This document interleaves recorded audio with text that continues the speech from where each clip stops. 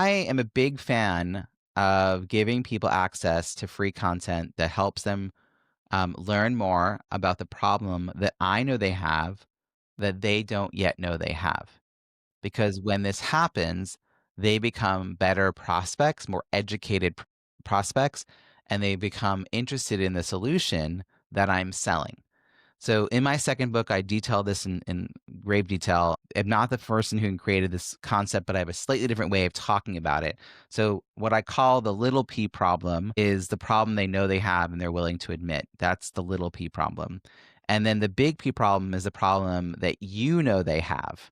So you look at them and you're like, oh yeah, I totally can diagnose this like right away. And you try to sell them a solution to the big P problem when they're only little p aware, right? They have these symptoms but they're not aware of the bigger problem. And it's like they're looking for a band-aid online and you're coming at them with a surgery suggestion. And they're like, what? You're not talking to me. And you're not talking to them. You're not. You're not connecting the dots. If you create content in any form, emails, social posts, books, podcasts that closes the gap like we are right now on this conversation between the problem people thought they had and they were aware of to the problem they now are starting to realize, oh, wow, I need to have reviews. This is making sense, but I don't know how to do that. Now they have a You're different dropping problem. more frameworks, man. They didn't have a problem before that. And now they start thinking, well, Robbie seems like he might have a solution. So then they become solution aware and they start looking at me and deciding whether they trust me to be the guide to help them implement that solution.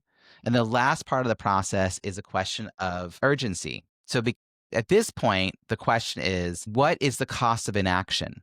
So Cameron, right now, you're about to come out with a book. What if now that you know everything you know about the importance of reviews, what if you don't do anything about it?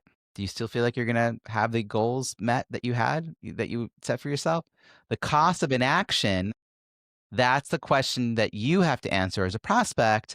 And if the cost is too high and you believe that I could help you and you believe the solution I'm presenting is possible and that it would benefit you, you come to me and like I have a 30-minute call.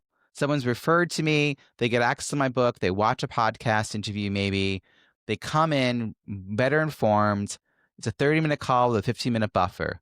At minute 44, they're signed up. That is how you have product market fit. I don't oversell. The number one reason people have success is they're committed to doing the work. Even when they're hiring me to implement, they still have a lot they have to do to get to the point where I have even names to implement. Like I can't come up. The only thing I can't do is come up with a list of names, right? It's their network. Yeah. So they have to be bought in on many levels.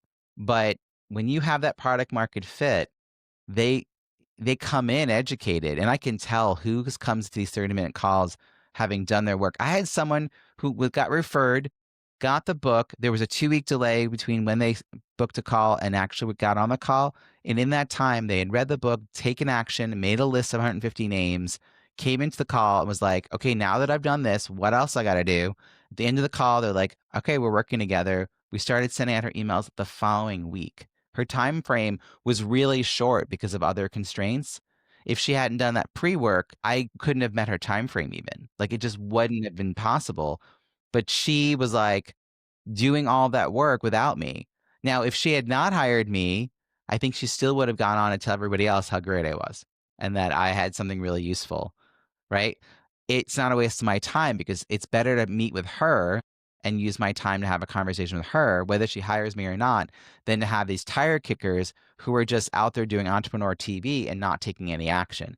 I would much rather have a conversation with someone who is engaged with the material and has actual conversations and questions in order to try to figure out how to move forward. She may not have had a budget, right? That's totally fine. She's still a person who's going to get better results because of our conversation, because of the material I put out. Yeah, that's that little arc of little p problem, big P problem, solution aware, thinking about you like as a guide, and then the question of urgency. And that's all in smallest big results. I detail that. That's like Interesting. another framework for new authors.